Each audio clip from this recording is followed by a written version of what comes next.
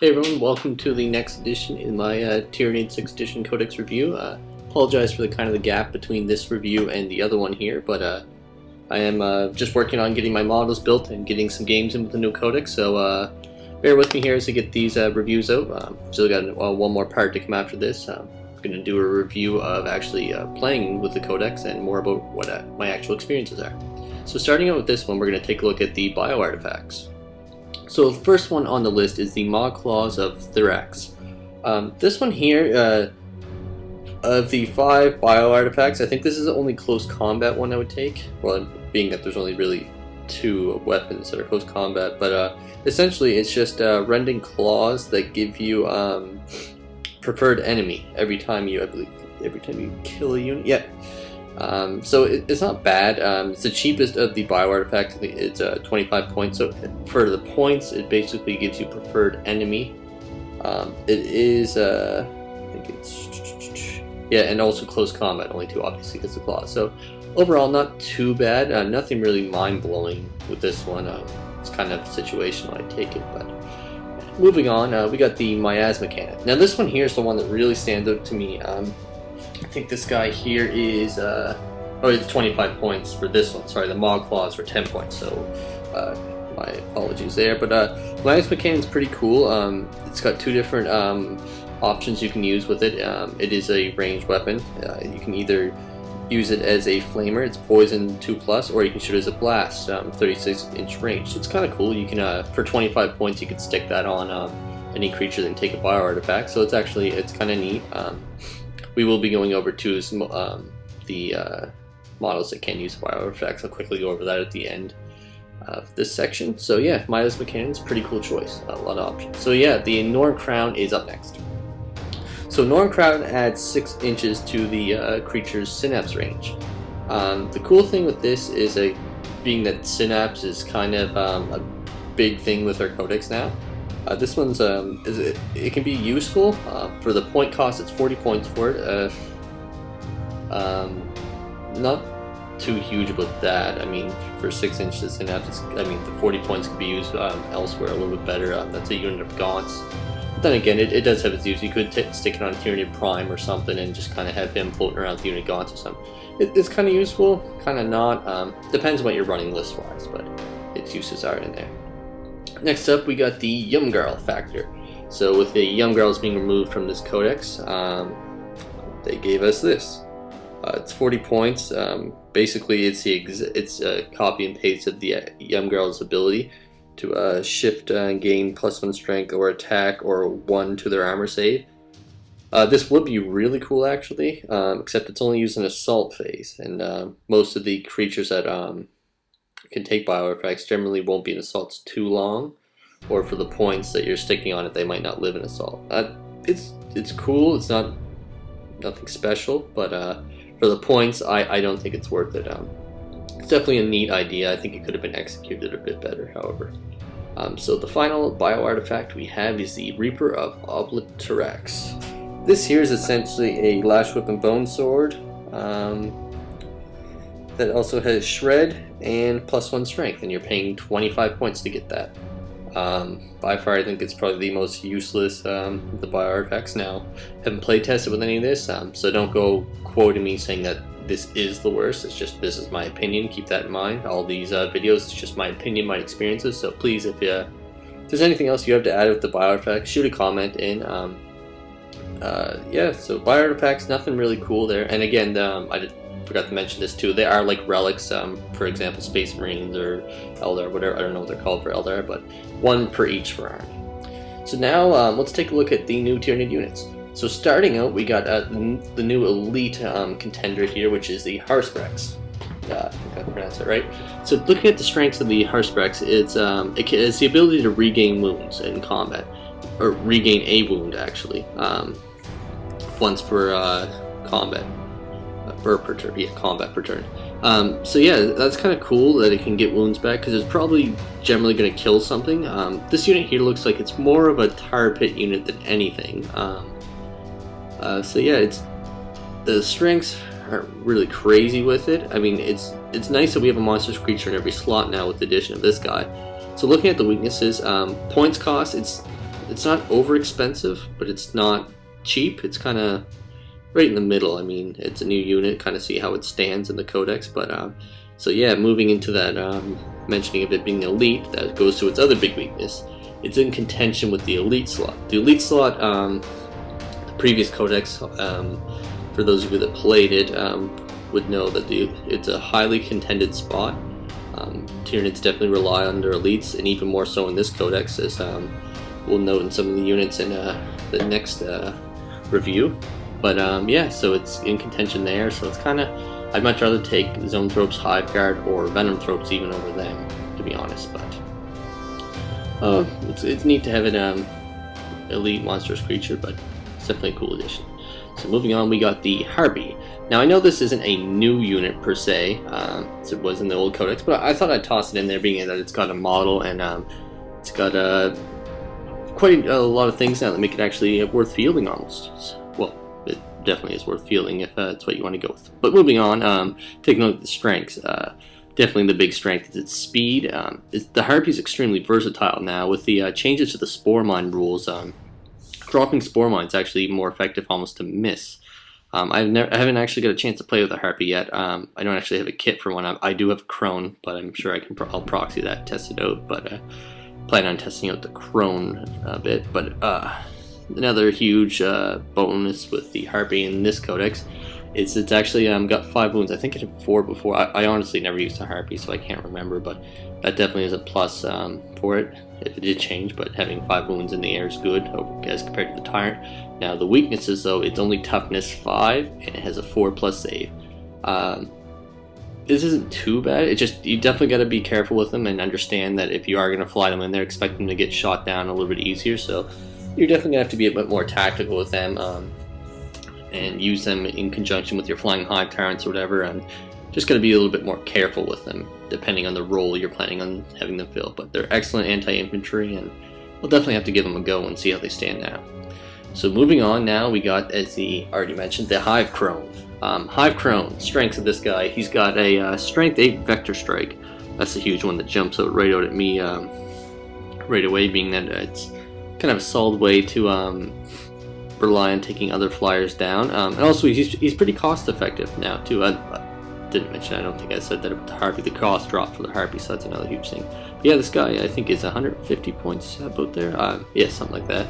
But yeah, he's excellent for the points cost. He's extremely versatile, meaning that he has a flamer template. It isn't a torrent like the Helldrake. Unfortunately, we didn't quite get that in this guy, but nonetheless, it's still a flamer. I think it's strength 7, or strength 6, sorry. So yeah, strength 6 AP4 template, which honestly is pretty sweet. Can't complain about that on him. It also has missiles as well, which is new for the Tyranids. They are haywire missiles he can fire, so the twin link against flyers. So overall, this guy's pretty cool. I'm in the process of getting mine painted up right now. Definitely be trying him out this coming weekend.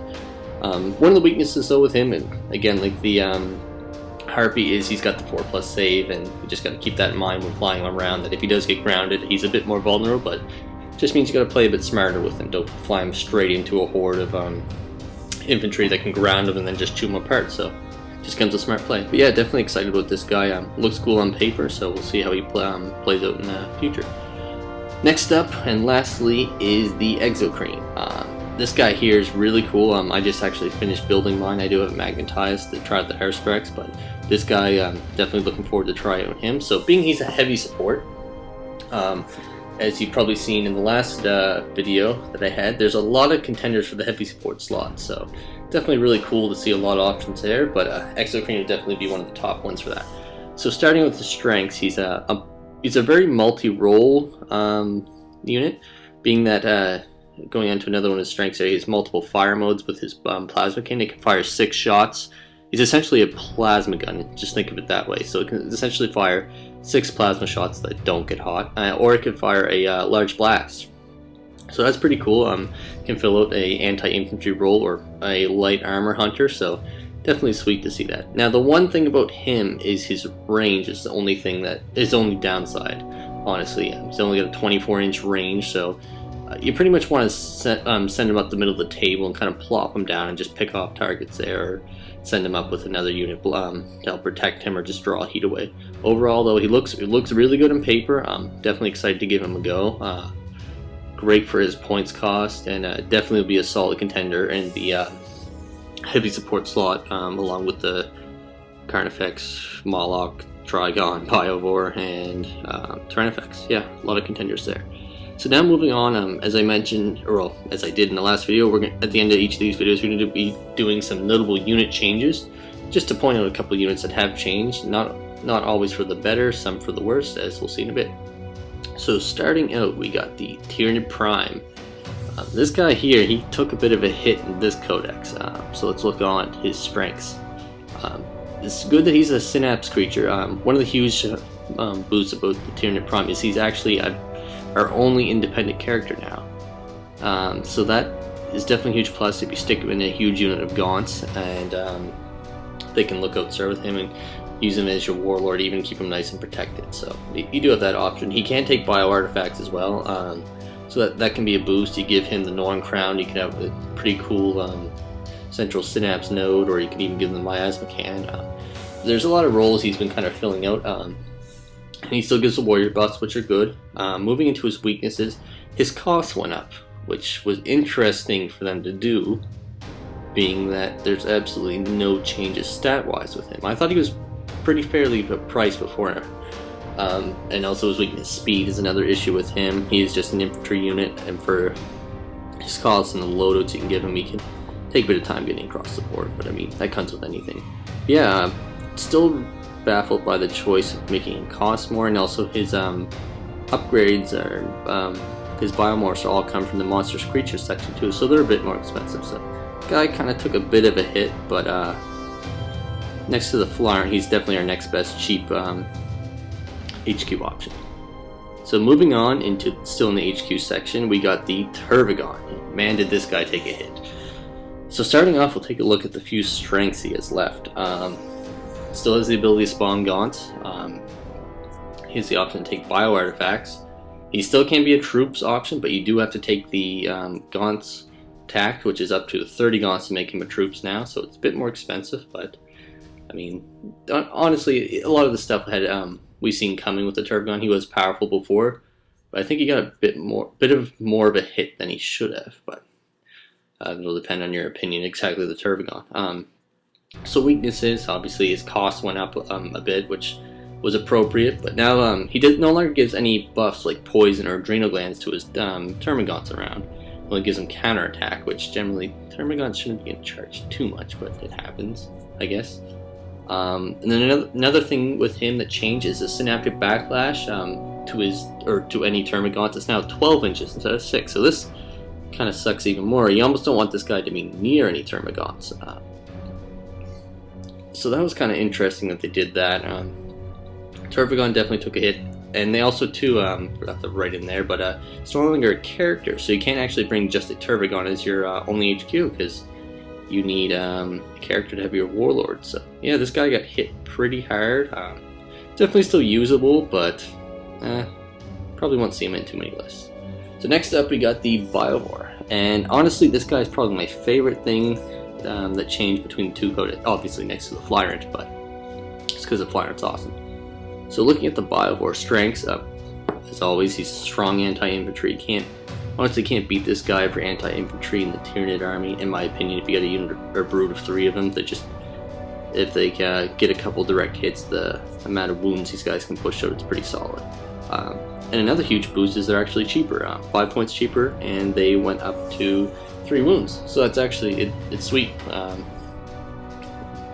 Nothing really bad happened to these guys. Although they did lose a ballistic skill, but realistically, what's an inch? I know it can come into play, but I mean, I'd take -1 ballistic skill to gain another wound. They are still toughness 4 for the weaknesses and 4+ A, but I mean, having 3 wounds each gives them a bit more durability if any outflanking, or I guess infiltrating infantry come up to get them. They're still vulnerable to strength 8, obviously, but if you got a bunch of strength 8 dumping on them, then if you still got monster creatures, they're safe from that or whatever. But yeah, these guys are excellent for their points cost now. By far, probably my favorite change. between the two codexes. Most of my lists feature Biovores a lot, as you'll probably see in most of the bat reps. Just love using these guys. We'll definitely have to mix up. There's a lot of contenders for heavy support. And moving on to our last change is the Tyranid FX. So this guy actually got a huge boost too. I started using him in I think I've used him in all my games I've played with this 6th edition codex so far. But the strengths of this guy is, as before, he's still strong anti-infantry with his acid spray. It's still the weapon to use with him. He's obviously very durable. He's our only model that can actually have a 2+ save now in our codex, which kind of sucks from the codex hole, but it's so good that he has that. His cost, I think he went down 75 points, which is amazing. Which definitely makes this guy worth fielding now. Like, he can easily fill it in a strong anti-infantry role. He's kind of good for killing vehicles if you stick on, say, adrenal glands, walk him up the table, and just use him as like a living battering ram, really, and just send him up there. Take him to infantry and just try to get in charge of a vehicle that might be on the table or just push forward. But being that his weakness there, he's kind of slow for that. But if you give him adrenal glands, you have a better chance of making the charges. But overall, Tyranid FX and Biovores are my two favorites for the elite slots. I do need more Carnifexes. I actually only own one, and I'm definitely planning on purchasing the kit to get a brood made up with them. But yeah, a lot of contenders for heavy support now. So it's actually really cool to see that we have a lot of, and not only just a lot of contenders, they're all extremely viable contenders, so that's actually really great to see. So really glad the Tyranid FX got a boost in this codex, so I can actually give them a go now.